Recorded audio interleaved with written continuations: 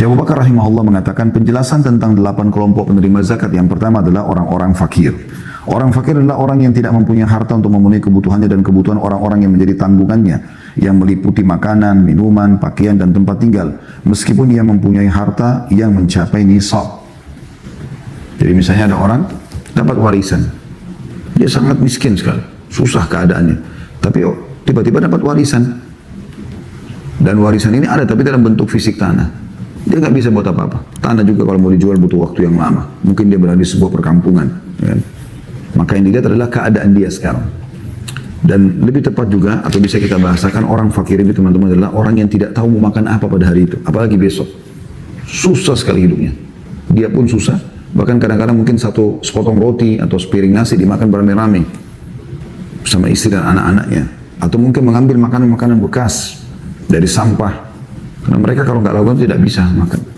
Nah ini orang-orang yang fakir. Mereka tidak tahu sama sekali harus bagaimana menjalani kehidupan. Pakaian cuma itu yang di badan. Makanan tidak ada hari itu. Tergantung dia dapat atau tidak. Minuman pun seperti itu. Keadaannya sama. Apalagi kalau kita mau bicara tempat tinggal dan ya, tunggangan. Mungkin sudah tidak ada sama sekali. Nah ini kondisi orang-orang yang fakir. Dan ini teman-teman dibedakan dengan miskin. Kita kan biasa menggabungkan fakir miskin ya. Sebenarnya dalam Al-Quran ini dibedakan. Sesungguhnya zakat-zakat itu untuk orang-orang yang fakir. Koma, kemudian orang-orang miskin. Makanya Syekh Abu Bakar masukkan golongan yang kedua orang miskin. Beda di sini, dibedain. Siapa miskin? Orang miskin kadang-kadang kefakirannya lebih ringan daripada orang-orang fakir. Tapi juga kadang lebih berat. Namun demikian ketentuan mengenai keduanya dalam segala hal adalah sama.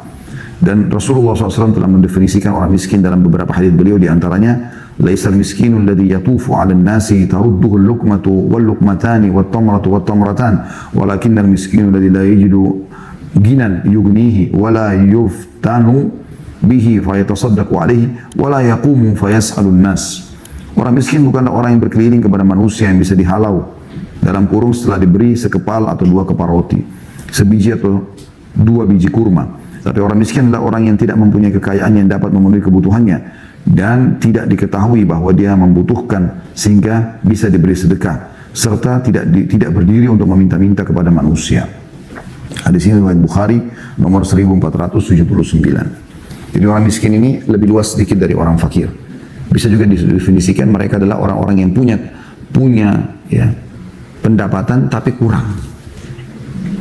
Misalnya dia punya pekerjaan, tetapi pekerjaan itu gajinya misalnya cuma 500.000 per bulan. Sementara kebutuhan rumah, kebutuhan dia sehari-hari saja, ya, dalam sebulan itu mungkin dia sendiri 1 juta. Mungkin rumahnya 1 juta misalnya, 2 juta minimal dia butuh. Dia cuma punya pendapatan 500.000. Makanya dikategorikan miskin walaupun punya pekerjaan. Ya. Karena memang tidak mencukupi, setiap bulan utang sana, utang sini. Itu bisa dikatakan miskin. Nah hanya saja dalam hadis tadi yang baru kita bacakan, hadis riwayat Bukhari, di mana Nabi SAW memberikan gambaran, hadis Bukhari nomor 1479 ya, di mana Nabi SAW menggambarkan kalau kalian mau dapatkan orang miskin yang sebenarnya, bukan orang yang selalu minta-minta sana sini. Dia mengatakan, tapi orang yang betul-betul kebutuhannya tidak cukup, tapi mereka tidak minta-minta sama orang lain. Nah ini yang, maksudnya ini orang miskin yang paling tepat. Ya. Kalau ada guru-guru sekolah, guru mengaji, gitu kan. Mereka sebenarnya tidak punya apa-apa.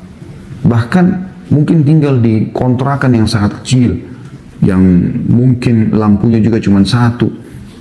Mereka tidak pernah minta sama orang.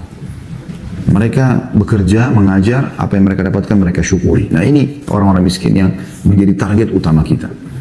Tapi pertanyaannya, apakah dari hadits ini kita bisa fahami bahwasanya orang yang minta-minta nggak usah dikasih? Tentu tidak. Kasih, ya. Karena kalau ada orang minta-minta, kita dianjurkan untuk memberikan. Terlepas daripada orang itu menipu atau tidak. Tapi kalau mau cari orang miskin yang paling tepat adalah orang miskin yang kebutuhannya tidak terpenuhi. Dan dianya sendiri tidak minta-minta sama orang. Ada juga orang subhanallah karena keadaan dia tidak bisa. Kalau tidak minta, maka dia pun terpaksa keluar. Meminta sana sini.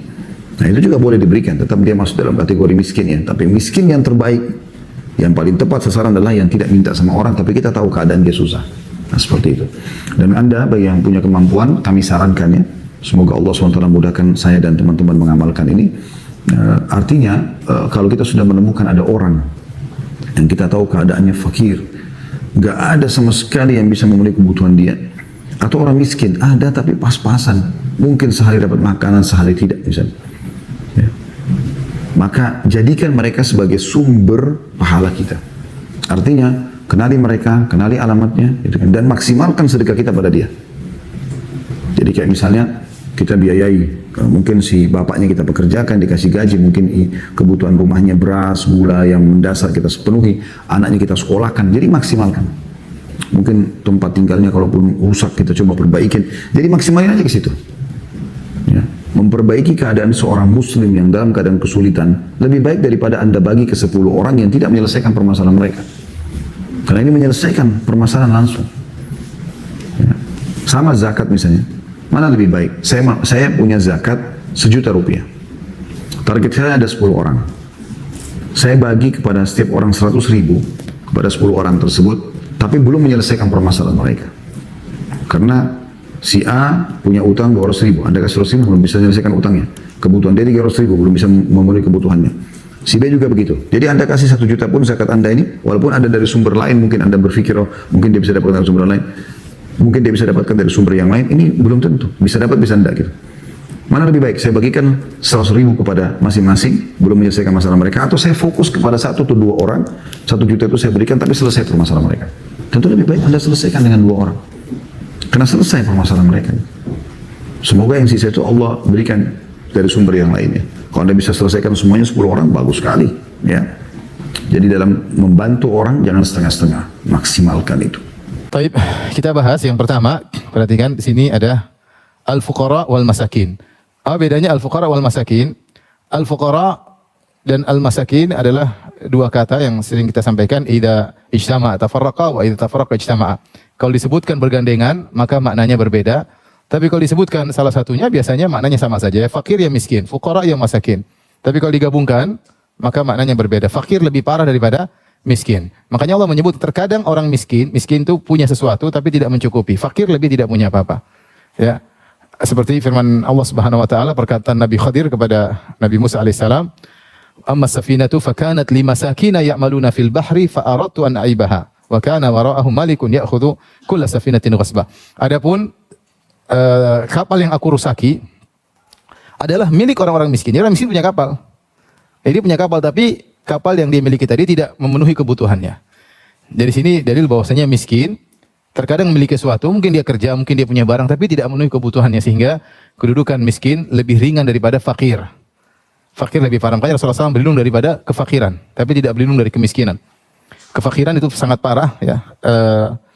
Namun dua-duanya ditinjau dari ketidakmampuan untuk memenuhi kebutuhannya. Sebagian ulama membedakan, karena tidak ada dalil, tapi intinya fakir lebih parah. Ada yang mengatakan fakir adalah yang penghasilannya kurang daripada setengah kebutuhannya. Artinya kalau dia punya kebutuhan 4 juta, ternyata penghasilan cuma 1 juta.